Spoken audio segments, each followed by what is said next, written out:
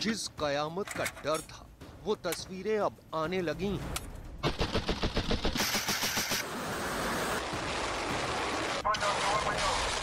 जंग के जिस नतीजे से सब खौफ में थे वो रिजल्ट अब सामने दिखने लगा है।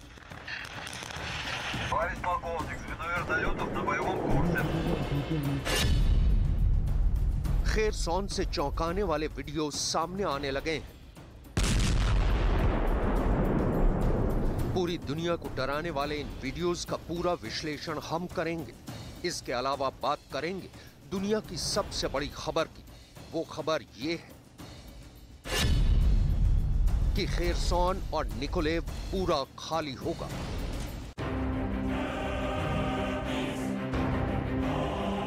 खेरसौन और निकोलेव से 8 लाख लोगों को बाहर निकाला जाएगा। खेरसौन के भी 2 हिस्से हैं जो नाइपर नदी से अलग होते हैं। खेरसौन का एक हिस्सा वो है जो यूक्रेन की मुख्य भूमि से सटा हुआ है, इस पर ज़ेलेंस्की का कब्जा है, और खेरसौन का दूसरा हिस्सा वो है जो क्राइमिया और काला सागर की साइड पर मौजूद है, इस पर पुतिन का कब्जा है। लेकिन मुश्किल ये है कि खेरसौन के उन इलाकों से भी लोगों को पूरी तरह से निकाला जा रहा है जहां पर कब्जा ज़ेलेंस्की की सेना का है। आखिर क्यों? ये पुतिन का दंड है। पुतिन की प्लानिंग इतनी परफेक्ट रही है कि पुतिन की आर्मी के सरेंडर करने के बाद भी पुतिन ने यूक्रेन के लोगों का जीना मुश्किल कर दिया है। ये पूरी गुत्थी क्या है, इस रहस्य को हम आपके सामने रखने वाले हैं।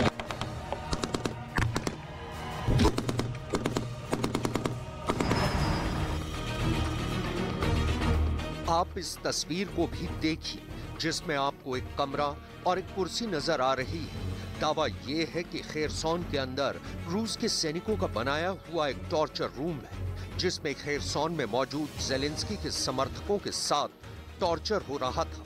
पूरी दुनिया में रूस के इन टॉर्चर रूम की चर्चा शुरू हो गई है। हर सवाल का जवाब देंगे, लेकिन सबसे पहले हम आपको यूक्रेन के कब्जे वाले खेरसौन लेकर चलेंगे जहां से बेहद डराने और परेशान करने वाली तस्वीरें सामने आई हैं। देखिए ये पहली खौफनाक तस्वीर।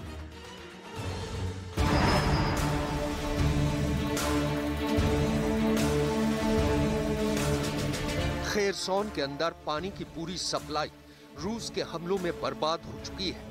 यही वजह है कि खेरसौन के लोग अब नदी से पानी निकालकर पीने को मजबूर हैं। ये तस्वीरें देखिए, लोग शहर के बीच से निकालकर ड्राइव करके दूर नदियों के किनारों पर जाते हैं, वहां से पानी भरकर अपनी कार में रखते हैं और फिर इतने ही पानी से गुजारा करते हैं। आप सोचिए पुतिन का विरोध इन लोगों के लिए कितना महंगा साबित हो रहा है। रूस का बदला बहुत क्रूर है, लोग बहुत ज्यादा परेशान हो रहे हैं। Як ми розуміємо, супротивник замінував все, що можна, те, що стосується лінії електропередач, багато з них просто є зруйнованими, є підірвані крупні трансформаторні вузли, і відповідно зараз направлені всі зусилля на Укренерго, Херсонобленерго, Миколаївобленерго, ДТЕК. Вони всі допомагають в тому, щоб відновити саме електропостачання як в місто Херсон, враховуючи велику кількість людей, які тут проживають, так і всюди окуповану частину Херсонської області. ये दूसरी खौफनाक तस्वीर भी यूक्रेन के कब्जे वाले खेरसौन से ही सामने आई है।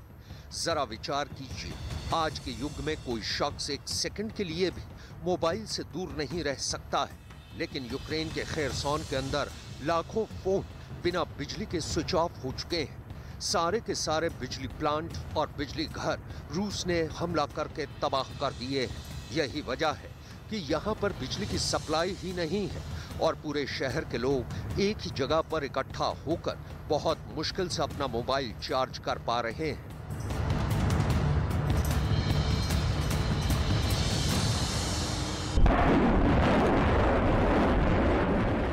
पुतिन कभी अपने विरोधियों को माफ नहीं करते हैं।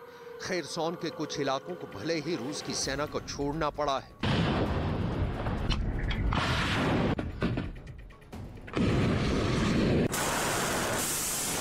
लेकिन यहाँ पर अब भी काला सागर से रूस हमला कर रहा है और ज्यादातर हमले पानी की सप्लाई और बिजली की सप्लाई लाइन पर ही हो रहे हैं। जिसकी वजह से यूक्रेन के आम लोगों की जिंदगियां पूरी तरह से तबाह हो चुकी हैं।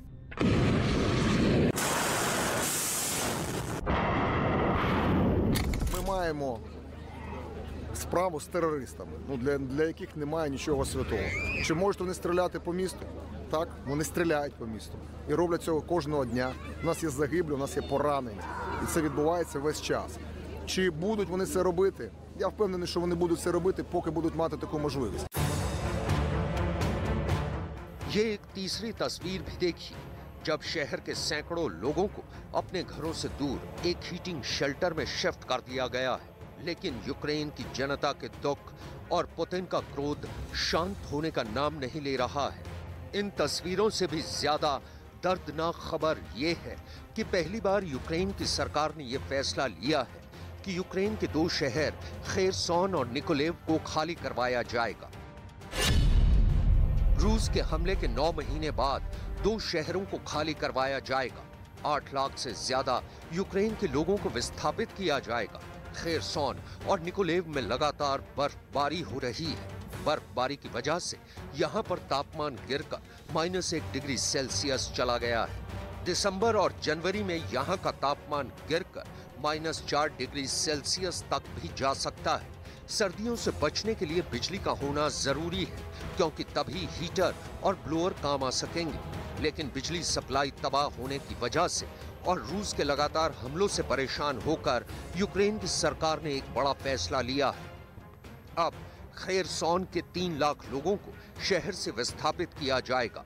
इसी तरह निकोलेव से भी 5 लाख लोगों को शहर से बाहर विस्थापित किया जाएगा।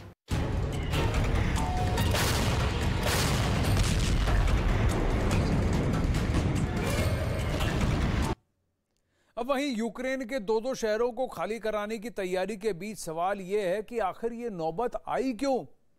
इसे यूक्रेन का डिफेंस माना जाए या फिर पलटवार का प्लान? इन सवालों के बीच चौंकाने वाली जानकारी ये सामने आई है कि यूक्रेन अब राजधानी कीव को भी खाली कराने की तैयारी कर रहा है। क्या है यूक्रेन का प्लान, आपको दिखाते हैं। यह घटना यूक्रेन के इन दोनों शहरों के लिए किसी वज्रपात से कम नहीं है।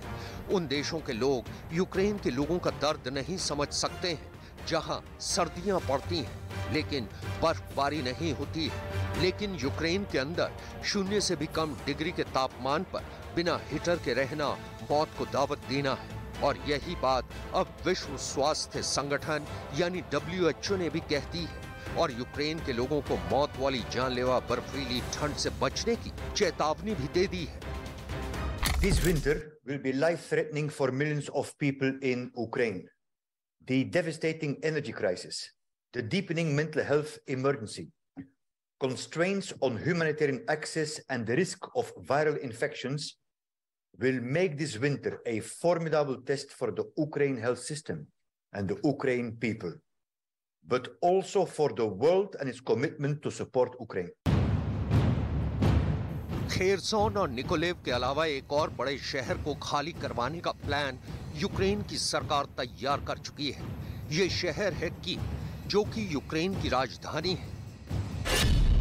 यूक्रेन के 1 करोड़ लोग इस वक्त बिना बिजली के रह रहे हैं। कीव के अंदर 40% बिजली घर पुतिन की आर्मी ने मिसाइलों और ड्रोन से नष्ट कर दिए हैं। इसलिए कीव के 30 लाख लोगों को बाहर निकालने की तैयारी चल रही है। पुतिन के गुस्से का ये नतीजा है कि आज यूक्रेन के शहरों में उसी तरह की वीरानी छा रही है जैसे कब्रिस्तान या शमशान में होती है। पुतिन के क्रोध ने यूक्रेन के शहरों को वीरान कर दिया है। सर्दियों में कहीं कीव के 30 लाख लोग जम न जाएं।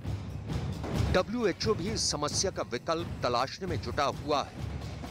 As desperate families try to stay warm, many will be forced to turn to alternative heating methods, like burning charcoal or wood or using generators fueled by diesel or electric heaters. These bring health risks, including exposure to toxic substances that are harmful for children, older people, and those with respiratory and cardiovascular conditions, as well as accidental burns and injuries.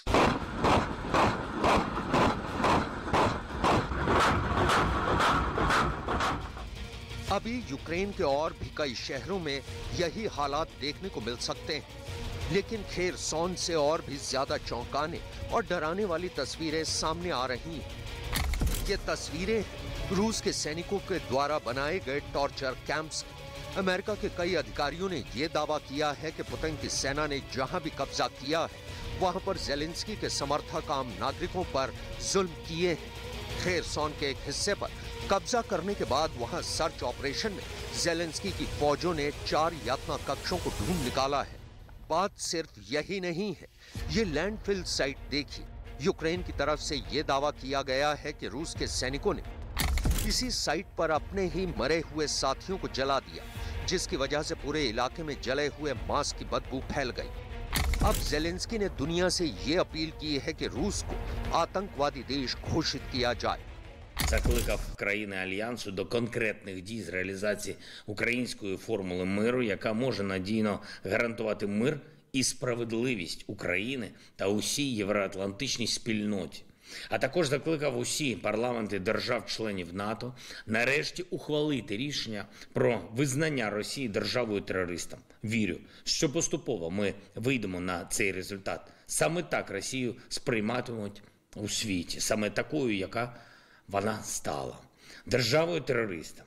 Я дякую усім членам парламентської асамблеї НАТО, які сьогодні ухвалили відповідну резолюцію на підтвердження цієї та інших наших позицій.